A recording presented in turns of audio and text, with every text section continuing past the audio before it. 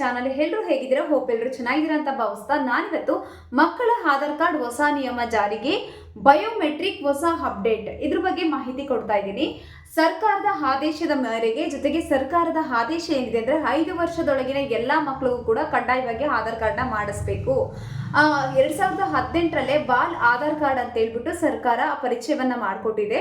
ಮಕ್ಕಳ ಆಧಾರ್ ಕಾರ್ಡ್ಗೆ ball Aadhaar card ಅಥವಾ ನೀಲಿ ಆಧಾರ್ ಕಾರ್ಡ್ ಅಂತ ಹೇಳಿ ಕರೀತಾರೆ. ದೊಡ್ಡವರ ಆಧಾರ್ ಕಾರ್ಡ್ ಬಂದು ಬಿಳಿಯ ಬಣ್ಣದ ಆಯತಾಕಾರದಲ್ಲಿರುತ್ತೆ. ಮಕ್ಕಳ ಆಧಾರ್ ಕಾರ್ಡ್ಗೆ ಬಾಲ್ ಆಧಾರ್ ಕಾರ್ಡ್ ಅಥವಾ ನೀಲಿ ಆಧಾರ್ ಕಾರ್ಡ್ ಅಂತ ಕರೀತಾರೆ.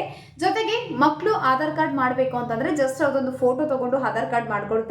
ಆದರೆ ವಯಸ್ಕರ ಆಧಾರ್ ಕಾರ್ಡ್ ಮಾಡಬೇಕು ಅಂತಂದ್ರೆ ಥಂಬ್ ಇಂಪ್ರೆಷನ್ ಜೊತೆಗೆ ಕಣ್ಣಿನ ಸ್ಕ್ಯಾನಿಂಗ್ ಮಾಡಿಕೊಂಡು ಆಧಾರ್ ಕಾರ್ಡ್ ನ ಮಾಡಿ ಕೊಡ್ತಾರೆ. ಆದರೆ ಮಕ್ಕಳ ಆಧಾರ್ ಕಾರ್ಡ್ಗೆ ಮುಖ ಮಾತ್ರ ತಗೋತಾರೆ. ಯಾಕೆ ಅಂತ ಹೇಳ್ತೀರಾ?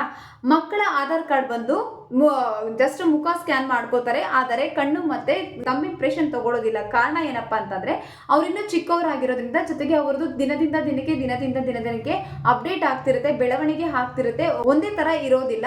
ಬೆಳವಣಿಗೆ ಹಂತದಲ್ಲಿ ಇರೋದ್ರಿಂದ ಅವರಿಂದ ಜಸ್ಟ್ ಮುಖವನ್ನ ತಗೊಂಡು ಆಧಾರ್ ಕಾರ್ಡ್ ಮಾಡ್ಕೊಡ್ತಾರೆ.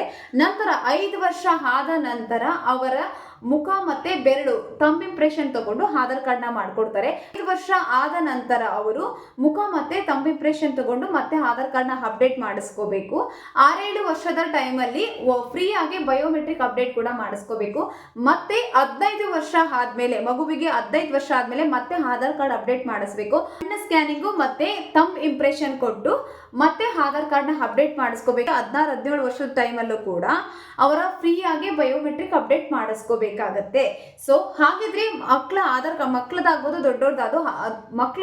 ದೊಡ್ಡವ್ರ ಆಧಾರ್ ಕಾರ್ಡ್ ಆಗ್ಬೋದು, ಎಲ್ಲಿ ಆಧಾರ್ ಕಾರ್ಡ್ ಮಾಡಿಸ್ಕೊಳ್ಳೋದು? ನೀವು ಆಧಾರ್ ಕೇಂದ್ರಕ್ಕೆ ನಿಮ್ಮ ಮಗುವಿನ ಆಧಾರ್ ಕಾರ್ಡ್ ಮಾಡಿಸ್ಬೇಕು ಅಂತಂದ್ರೆ ಮಗುವಿನ ಜನನ ಪ್ರಮಾಣ ಪತ್ರ ಮತ್ತೆ ಆ ಮಗುವಿನ ಪೋಷಕರ ಆಧಾರ್ ಕಾರ್ಡು, ರೇಷನ್ ಕಾರ್ಡು ಇಷ್ಟನ್ನ ತಗೊಂಡೋಗಿ ಆಧಾರ್ ಕೇಂದ್ರಕ್ಕೆ ತಗೊಂಡೋಗಿ ಕೊಟ್ರೆ ಮಗುನು ಕರ್ಕೊಂಡೋಗಿ ಅವ್ರ ಮುಖ ಫೋಟೋ ತಗೋತಾರೆ.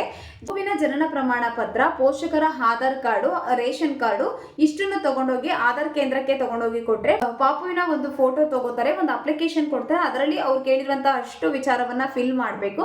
ಫಿಲ್ ಮಾಡಿ ಕೊಟ್ಟ ನಂತರ 3 ತಿಂಗಳೊಳಗಡೆ ನಿಮಗೆ ಆಧಾರ್ ಕಾರ್ಡ್ ಬರುತ್ತೆ. ನೀವಲ್ಲಿ ಮೇಲ್ ಐಡಿ ನೋಂದಾಯಿಸಿದ್ದೀರಾ ಅಂತಂದ್ರೆ ಮೇಲ್ ಐಡಿಗೆ ನೋಟಿಫಿಕೇಶನ್ ಬರುತ್ತೆ, ಫೋನ್ ನಂಬರ್ಗೆ ಅಲರ್ಟ್ ಮೆಸೇಜ್ ಬರುತ್ತೆ. ಅದಾದ ನಂತರ ನೀವು ಕೊಟ್ಟಿರುವಂತಹ ಅಡ್ರೆಸ್ಗೆ ಆಧಾರ್ ಮನೆಗೇನೆ ಪೋಸ್ಟ್ ಅಲ್ಲಿ ಬರುತ್ತೆ.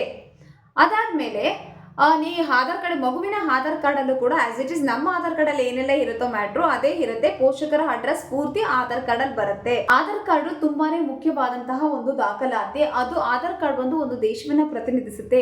ನಾನು ಭಾರತದವರು, ನಾನು ಇಂಡಿಯನ್ ಅನ್ನೋದಕ್ಕೆ ನನ್ನ ಹತ್ರ ಡಾಕ್ಯುಮೆಂಟ್ಸ್ ಏನಪ್ಪಾ ಅಂತಂದ್ರೆ ಫಸ್ಟ್ ನಾನು ತೋರಿಸ್ಬೇಕಾಗಿರೋದೇ ಆಧಾರ್ ಕಾರ್ಡ್ ಆಗಿರುತ್ತೆ. ನೀವು ಯಾವ್ದಾದ್ರು ಒಂದು ಗೌರ್ಮೆಂಟ್ ಸ್ಕೀಮ್ ತಗೋಬೇಕು, ಮಕ್ಕಳು ಸ್ಕೂಲ್ ಸೇರಿಸಬೇಕು, ಇಲ್ಲ ಕಾನೂನಾತ್ಮಕವಾಗಿ ನಾವೇನಾದ್ರೂ ಮಾಡ್ಬೇಕಂದ್ರೂ ಕೂಡ ಆಧಾರ್ ಕಾರ್ಡ್ ಬಹಳನೇ ಮುಖ್ಯವಾದಂತಹ ಒಂದು ದಾಖಲಾತಿ ಅಂತ ಹೇಳ್ಬೋದು. ಸೊ ಇವಾಗ ಮಸ್ಟ್ ಅಂಡ್ ಶುಡ್ ಯಾವುದೇ ಒಂದು ಕೆಲಸಕ್ಕೂ ಕೂಡ ಆಧಾರ್ ಕಾರ್ಡ್ ಖಂಡಿತವಾಗಿಯೂ ಮಸ್ಟ್ ಅಂಡ್ ಶುಡ್ ಬೇಕೇ ಬೇಕು. ಸೊ ಯಾರೆಲ್ಲ ಇನ್ನೂ ಆಧಾರ್ ಕಾರ್ಡ್ ಮಾಡಿಸ್ಕೊಂಡಿಲ್ಲ ಮತ್ತೆ ಆಧಾರ್ ಕಾರ್ಡ್ ಅಪ್ಡೇಟ್ಗಳು ಮಾಡಿಸ್ಕೊಂಡಿಲ್ಲ, ದಯವಿಟ್ಟು ಹೋಗಿ ಆಧಾರ್ ಕೇಂದ್ರಕ್ಕೆ ಹೋಗಿ ಫ್ರೀಯಾಗಿ ಆಧಾರ್ ಕಾರ್ಡ್ ಅಪ್ಡೇಟ್ ಮಾಡ್ಕೊಡ್ತಾರೆ, ಆಧಾರ್ ಕಾರ್ಡ್ ಕೂಡ ಮಾಡ್ಕೊಡ್ತಾರೆ. ಆದ್ರೂ ಕೆಲವೊಂದು ಕಡೆ ಹಣ ತಗೋತಾರೆ. ಬಟ್ ನೋಡಿ, ಆಕ್ಚುಲಿ ಎಲ್ಲೂ ಕೊಡೋ ಹಾಗಿಲ್ಲ, ಆದ್ರೂ ಕೂಡ ಕೆಲವರು ತಗೋತಾರೆ. ನೋಡ್ಕೊಂಡು ನೀವು ಮಾಡಿಸ್ಕೊಡಿ.